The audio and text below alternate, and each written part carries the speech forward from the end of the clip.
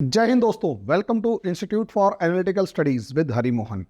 दोस्तों, जिस तरीके से अभी खबर आई कि तालिबान ईरान के अंदर वॉर शुरू हो गया और ज़बरदस्त लेवल पर वॉर शुरू होने की संभावना दिखाई दे रही है।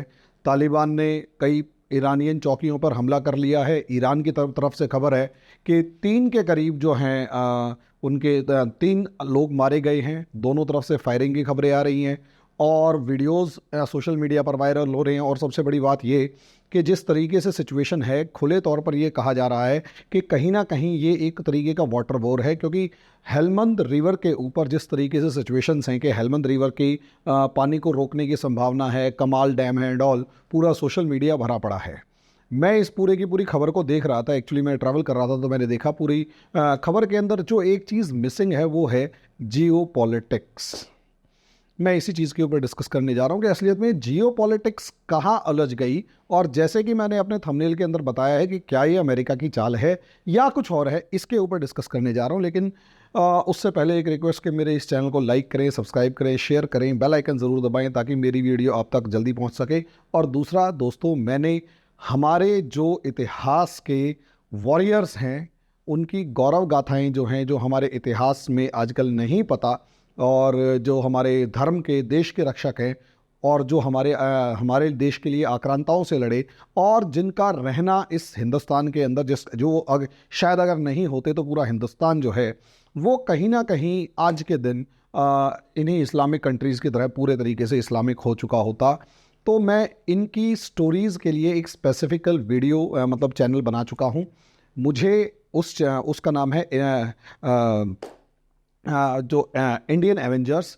तो वो जो चैनल है उसको लाइक सब्सक्राइब करें, क्योंकि अब मैं उस पर वीडियोस डालना शुरू कर चुका हूं। और मैंने ये पूरी सीरीज़ जो है वो शिवाजी महाराज के से शुरू की है, क्योंकि मेरा मानना है कि शिवाजी महाराज, जिन्हें स्वामी अरविंदो ने साफ कहा था कि ये जो हैं ये विभूति हैं, और अगर ये ना हो, विभूति का मतलब ये कि अगर ये ना होते तो शायद हिंदुस्तान के अंदर पूरा का पूरा मुग़ल साम्राज्य जो है वो फैलने के बाद औरंगज़ेब की दमनकारी नीति जो है, जिस तरीके से उसने मंदिरों को तोड़ना शुरू किया, हमारे जो मतलब जिसे कहते हैं जैसे मुसलमानों के लिए मक्का मदीना है, और ईसाइयों के लिए जेरूसलम और वेनिस है, वैसे ही हिंदुओं के लिए मथुरा और काशी है। और वहाँ के मंदिरों को जिस तरीके से तोड़ा गया है, तोड़ने के आदेश दिए गए, और राम जन्मभूमि के ऊपर जिस तरीके से एक मस्जिद का निर्माण करवाया गया, तो दोस्तों कहीं ना कहीं हमारे जो वॉरियर्स लड़े, या मंदिर तो भले ही तोड़े लेकिन हमारी जनता को कन्वर्ट नहीं करवा पाए, क्योंकि यहाँ कुछ ऐसे लोग मौजूद थे जिन्होंने ऐसा जिसे कहते हैं रिवेंज भी लिया, या यूं कहीं विरोध किया, कि पूरी की पूरी सिचुएशंस इन सारे के सारे आक्रमणकारियों के अगेंस्ट हो गई। तो उसमें शुरुआत में शिवाजी महाराज की गौरव गाथा से करूंगा, और एक से एक नहीं, इसमें तो कई वाक्य हैं, क्योंकि मैं पूरी सीरीज चलाने की कोशिश कर रहा हूं। तो दोस्तों, उस चैनल को नीचे जो लिंक दिया गया है उसमें लाइक सब्सक्राइब, उसको भी चैनल को सब्सक्राइब कर लें और हमारी वीडियोज़ को थोड़ा प्रमोट करने की कोशिश करें। अब आ जाते हैं दोस्तों तालिबान ईरान वॉर के ऊपर। तालिबान ईरान वॉर को अगर मैं मोटे तौर पर देखूं तो लोगों को लग रहा है कि ये वाटर वॉर है, वाटर के लिए लड़ी जाने वाली वॉर है, पानी के नाम पर ये लड़ाई हो रही है। हेलमंद नदी का पानी अफगानिस्तान में सूखा पड़ रहा है, और हेलमंद नदी का पानी जो है वो अफगानिस्तान को बहुत ज़्यादा ज़रूरी है। दोस्तों, अगर हम इस खबर को थोड़ा सा इस तरीके से देखें कि थोड़े दिन पहले इसी तालिबान ने कहा था कि अफगानिस्तान ईरान एक एग्रीमेंट पर बहुत जल्द पहुंचने वाले हैं, जिसमें हेलमंद नदी के पानी के मामले को सेटल किया जाएगा और दोनों शांति से रहेंगे। सोचकर देखो, लगभग 1 साल पहले, स्क्रीन पर आपको दिखाई दे गया होगा, लगभग 1 साल पहले जो तालिबान ये कह रहा है, अब एकदम से ऐसा क्या हो गया कि वो सारी की सारी सिचुएशंस जो हैं वो उल्टी हो गई। और अब साफ नज़र आ रहा है कि तालिबान जो है, जरा सा ईरान ने कुछ किया, सोचकर देखो, ईरान ने ज़रा सा कुछ किया और तालिबान राशन पानी लेके चढ़ गया ईरान के ऊपर, हमला कर दिया, और Iran and Taliban are at the verge of war. तो सवाल यही है, अगर ये दोनों के दोनों वॉर के वर्ज पर हैं, बिल्कुल वॉर के लेवल पर आ चुके हैं, तो ऐसा क्या सिचुएशन है कि ये लोग पीछे, मतलब सिचुएशन बहुत क्या सिचुएशन है कि मतलब ये वॉर को इस लेवल पर लेके आए, या कौन ऐसा, कहीं कोई पीछे तो नहीं? मैंने ना आरोप लगाया है अमेरिका के ऊपर। आप कहोगे ऐसा क्या? थोड़ा मैप पे आ जाते हैं। अगर आप इस मैप को पूरे तरीके से ध्यान से देखें तो अभी मैं डॉट्स को जोड़ने की कोशिश कर रहा हूं। डॉट्स का मतलब ये कि कुछ ऐसा पीछे रहा हो या हुआ हो जो अभी के लिए सिग्निफिकेंट हो, तो हम उसे थोड़ा सा समझने की कोशिश करते हैं। मामला कहां से शुरू हो रहा है दोस्तों? मामला शुरू हो रहा है, एकदम से हमारे सामने आया कि ईरान और अफगानिस्तान की जो सेनाएं हैं वो इस टाइम पर आमने सामने खड़ी हुई है। ओके, मान लिया भाई खड़ी हुई है, हम इसमें मना तो कर ही नहीं रहे। अब सवाल तो इससे कहीं अलग हमें दिखाई दे रहा है। क्या दिखाई दे रहा है, इसे समझिए। मामला दुनिया के अंदर जो इंपॉर्टेंट है वो ईरान तालिबान की लड़ाई नहीं, बल्कि इंपॉर्टेंट है अमेरिका चाइना वॉर। इसमें कोई दो राय नहीं, दुनिया का शायद ही कोई बंदा ही हो जो ये कहे कि अमेरिका और चाइना का वॉर शुरू हो चुका है और वो एक दूसरे की, जिसे कहते हैं, पर कतरने में लगे हुए हैं। और वॉर प्रिपरेशंस के नाम पर अमेरिका जो है वो चाइना को चारों तरफ से घेरने की कोशिश में लगा हुआ है। इसमें कोई दो राय नहीं है। लेकिन आप ये भी समझेंगे कि चाइना और अमेरिका में एक शह और मात का खेल चल रहा है। शह और मात का खेल का मतलब ये कि चाइना जो है वो अमेरिका के दोस्तों को तोड़ने की कोशिश कर रहा है, तो अमेरिका जो है वो चाइना के दोस्तों को तोड़ने की कोशिश कर रहा है। अभी रिसेंटली पिछले महीने एक बहुत जबरदस्त न्यूज आई थी कि सऊदी अरेबिया और ईरान के बीच में एक डील हो गई है कि बहुत जल्दी ये एक दूसरे की देश में दोबारा से एम्बेसी खोलेंगे और अपनी जो दुश्मनी है उसे कम करने की कोशिश करेंगे और कहीं ना कहीं एक दूसरे के मामले को सेटल रखने की कोशिश करेंगे कि अब हम थोड़ा दुश्मनी को भुला देते हैं। ये बात बिल्कुल ठीक है, इस चीज को कोई भी नकार नहीं सकता। इसमें सबसे मेन रोल जो था वो चाइना का था। इसे भी आप समझिए कि चाइना ने ये रोल प्ले किया और अमेरिका के को साइडलाइन करते हुए सऊदी अरेबिया और ईरान की दोस्ती करवाने की पहल करी। सबने तूफान मचाया, सबने शोर मचाया कि ईरान और सऊदी अरेबिया की दोस्ती का मतलब है चीन ने अमेरिका को पटकनी दी एंड ऑल। मैंने उस टाइम फिर भी कहा था कि भाई देखो, असलियत में मामले को समझो। मामला यह है कि अभी इन दोनों के बीच इतनी ज्यादा कॉम्प्लेक्सिटीज हैं कि चाइना की एक डील इनकी दुश्मनी को खत्म नहीं कर सकती।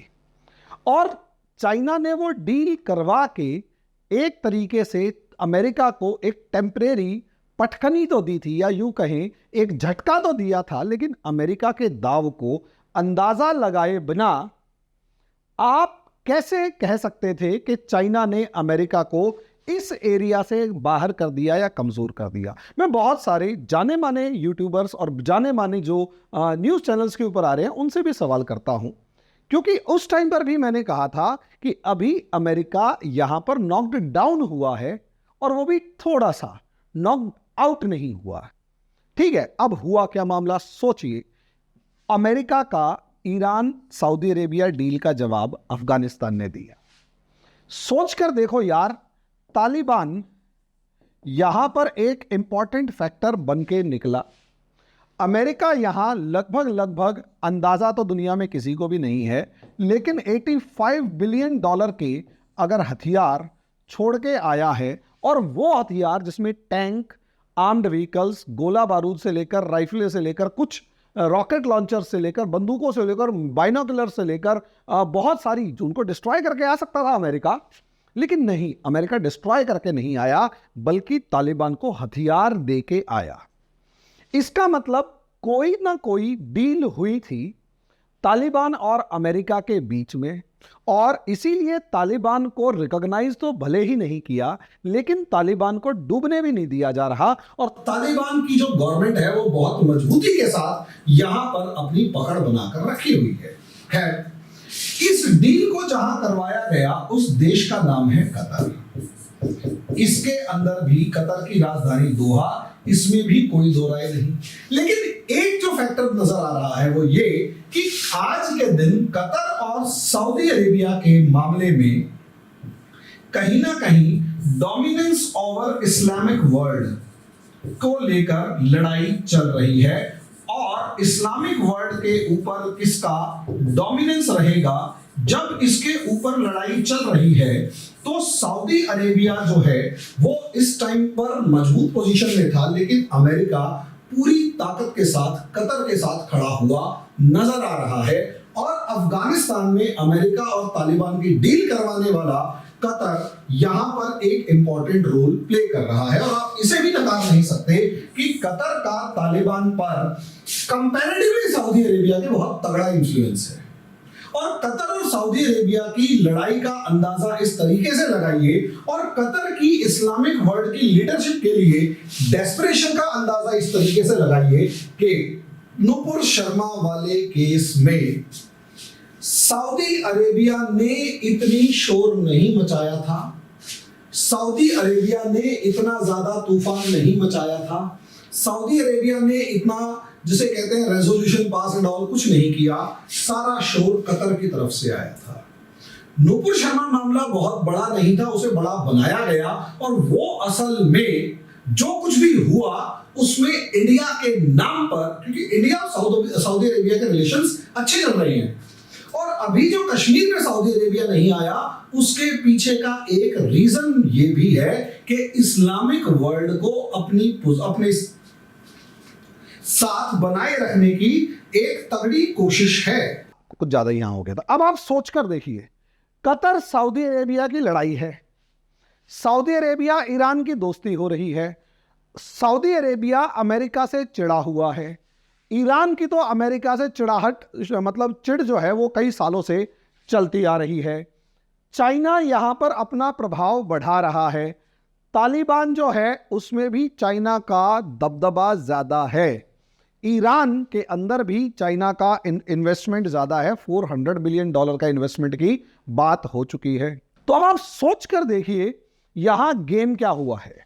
गेम यहाँ पर यह हुआ है कि असल में सऊदी अरेबिया और ईरान की डील करवाकर असल में चाइना यहां पर पॉइंट्स गेन करना चाहता था और चाइना चाहता था कि यहां पर उसका इन्फ्लुएंस बढ़ा हुआ दिखाई दे।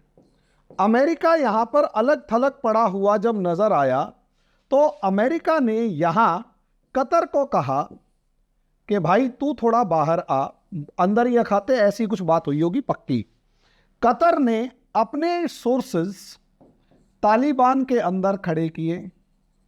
अब तालिबान के अंदर सोर्सेज खड़े किए, तालिबान ने हेलमंद रिवर के नाम पर वाटर वॉर शुरू कर दिया।